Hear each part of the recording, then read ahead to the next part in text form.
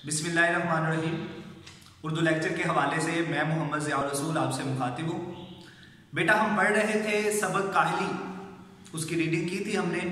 आज मैं उस सबक का खुलासा आपको आसान लफ्ज़ों में समझाने की कोशिश करूँगा।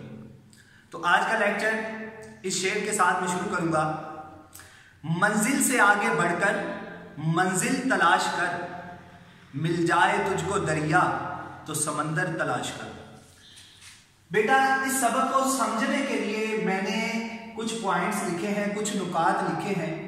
अगर आप ये नुकात ज़हन नशीन कर लें तो आपको खुलासा समझने में भी और खुलासा याद करने में भी आसानी होगी। इससे आपको रट्टा नहीं लगाना पड़ेगा। पॉइंट्स मैंने लिखे हैं। काहली का माना दिली कुआ, सख्त काहिल और वाशी, वजादार वाशी, कवाए दिली के मौके, फिक्रो कोशिश। तो शुरू करते हैं बेटा। पहला पॉइंट मैंने लिखा, पहला नुक्ता कि काहली का माना।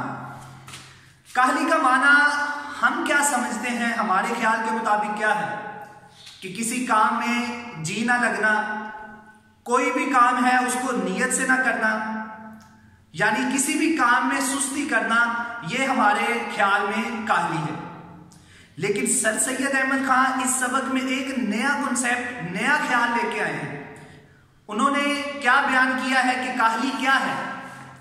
वो कहते हैं कि काहली ये चीज है, दिली कुआ, कि जब आप दिल की ताकत को, दिल की सलाहियत को इस्तेमाल में नहीं लाते तो ये काहली है।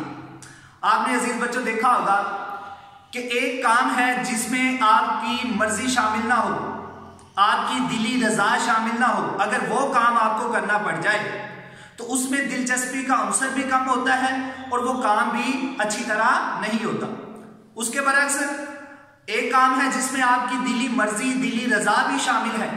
जब उस काम को आप नियत से करेंगे तो वो काम क्या होगा, अच्छे तरीके से सरअंजाम होगा। तो सर सैयद भी कहते हैं कि दिल की सलाहियत, दिल की ताकत को इस्तेमाल में ना लाना, ये असल काहली है।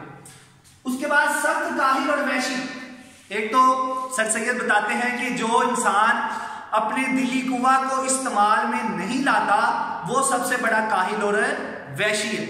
आपने देखा होगा कि बहुत सारे पढ़े लिखे लोग हैं हमारे मुआशरे में कि जो तालीम तो हासिल करते हैं लेकिन उस अपनी तालीम को, अपनी सलाहियत को, अपने टैलेंट को इस्तेमाल में नहीं लाते, जिसका नतीजा क्या निकलता, या उनको वो मौके नहीं मिलते, तो नतीजा क्या निकलता है कि वो सख्त काहिल और वाशी बन जाते हैं। अगला पॉइंट है वजादार वाशी। ये वजादार वाशी कौन? ये पढ़े लिखे लोग होते हैं। ये क्या होता है, इनके पास मालो दौलत बहुत ज्यादा होता है, तो ये क्या करते हैं, काम करना छोड़ देते हैं।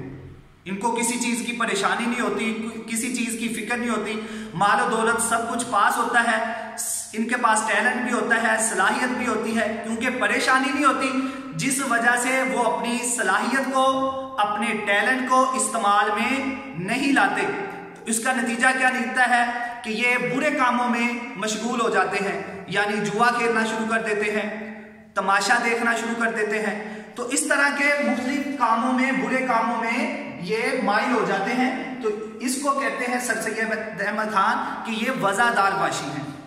उसके बाद अगला पॉइंट है बच्चे, कवाए दिली के मौके।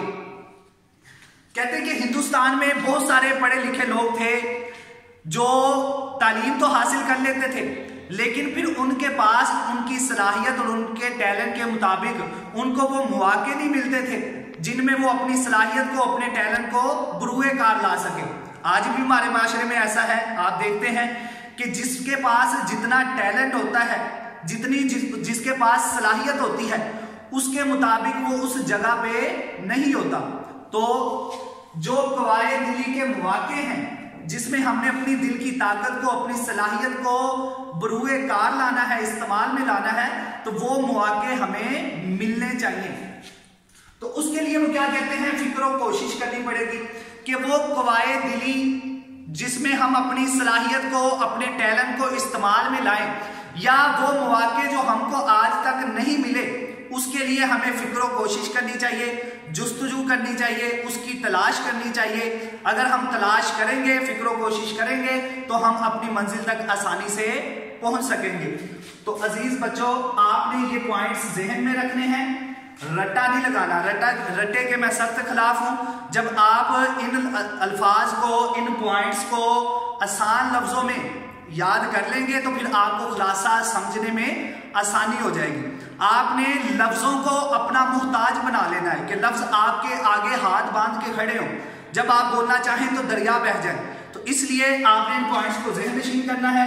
इस शेर के साथ मैं इजाजत चाहूंगा कि खुदा ने आज तक उस कौम की हालत नहीं बदली, ना हो जिसको ख्याल आप अपनी हालत के बदलने का। उम्मीद करता हूं आपको यह खुलासा समझ आया होगा। अल्लाह हाफिज़।